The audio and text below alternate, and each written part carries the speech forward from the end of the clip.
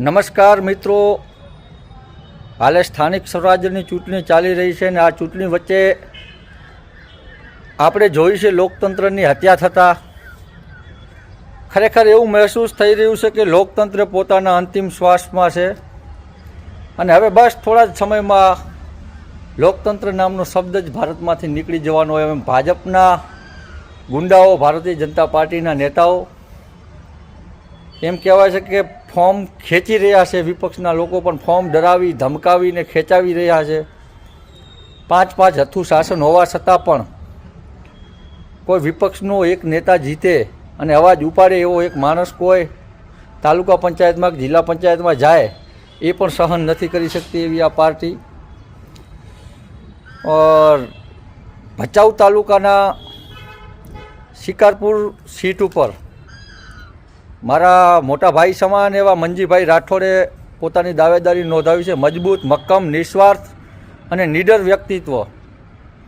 ખરેખર એ તાલુકામાં રહીને ભાજપ વિરુદ્ધ લડવું, જનતાનો અવાજ ઉપાડવો એટલે કોઈ ખતરોથી ખાલી નથી. એવી પરિસ્થિતિમાં જ્યારે અનેકો સીટો બિનહરીફ ડરાવી ધમકાવીને કરાવી રહ્યા છે ભચાઉની અંદરમાં, ત્યારે આવા મારા ભાઈ સમાન મંજીભાઈ રાઠોડ શિકારપુર સીટ ઉપર લડી રહ્યા છે, ઝઝૂમી રહ્યા છે, સંઘર્ષ કરી રહ્યા છે.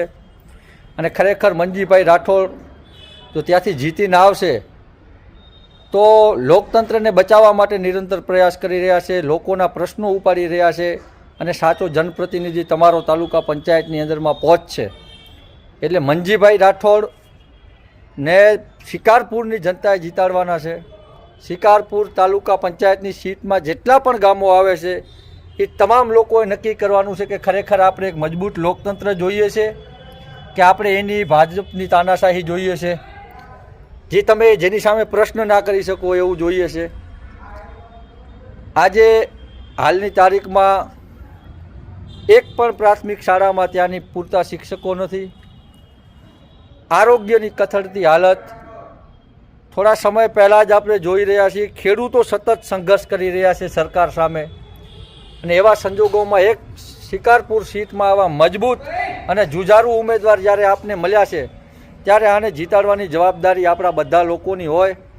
જો મંજીભાઈ હારશે તો મંજીભાઈ હાર્યા એવું બિલકુલ નથી, પણ લોકતંત્ર હાર્યું એવું છે. એટલે મંજીભાઈને શિકારપુર સીટ ઉપરથી જીતાડવા આવશ્યક છે. આપ તમામ લોકો જીતાડશો અને લોકતંત્રને બચાવવામાં આપ તમામ લોકો મદદરૂપ થશો. જો મંજીભાઈ રાઠોડ જીતીને આવશે તો હું વિશ્વાસ અપાવું છું કે ખરેખર જનતાના કામો થશે. તમારો અવાજ સરકાર સુધી પહોંચાડશે. લડાયક યોદ્ધા છે, લડશે, ઝઝૂમે છે. એ કોઈ દિવસ વેચાશે નહીં, એ કોઈ દિવસ લાલચમાં નહીં આવે.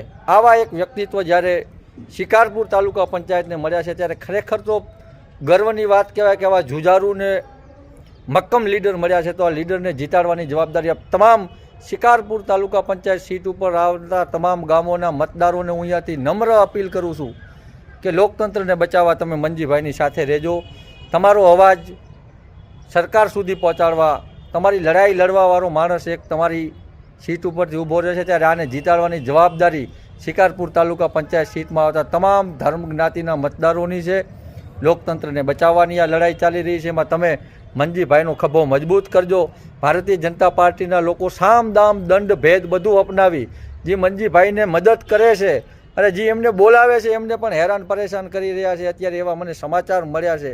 પણ આ સિલસિલો હવે બંધ થવાનો છે, કારણ કે મંજીભાઈ જીતશે તો એકલા બધા ઉપર ભારે પડે એવા વ્યક્તિ છે. લોકતાંત્રિક ઢબે જે એમની રજૂઆતો હોય છે, એટલે આ બધા લોકોની જવાબદારી છે કે ભારતીય જનતા પાર્ટીની હિટલરશાહી તાનાશાહી વિરુદ્ધ આપ તમામ લોકો એક મત રહી ડરાવશે, ધમકાવશે, લલચાવશે, ફોસલાવશે, બીવડાવશે, પણ આ તમામને બાદ કરતાં એક લોકતંત્રના સાચા હિમાયતી બની દેશના બંધારણને જ્યારે આજે ધજિયા ઉડાવી રહી હોય ભારતીય જનતા પાર્ટી, ત્યારે મંજીભાઈ જેવા ઉમેદવારો, એવા લડાયક નેતાઓને જીતવું આવશ્યક બનતું હોય છે. એટલે આપ તમામ લોકો જંગી બહુમતીથી મંજીભાઈ રાઠોડને શિકારપુર તાલુકા પંચાયતની સીટ ઉપરથી જીતાડશો એવી અભિલાષા.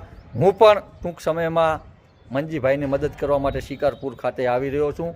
જેનામાં જેટલી તાકાત હોય તાકાત લગાડી લેજો. ડરાવવા ધમકાવવાની અમારો એક મજબૂત યોદ્ધા અડીખમ છે અને શિકારપુર તાલુકા પંચાયતની ગામોમાં આવતા તમામ મતદારોને જીતાડવા માટે મન બનાવીને બેઠા છે.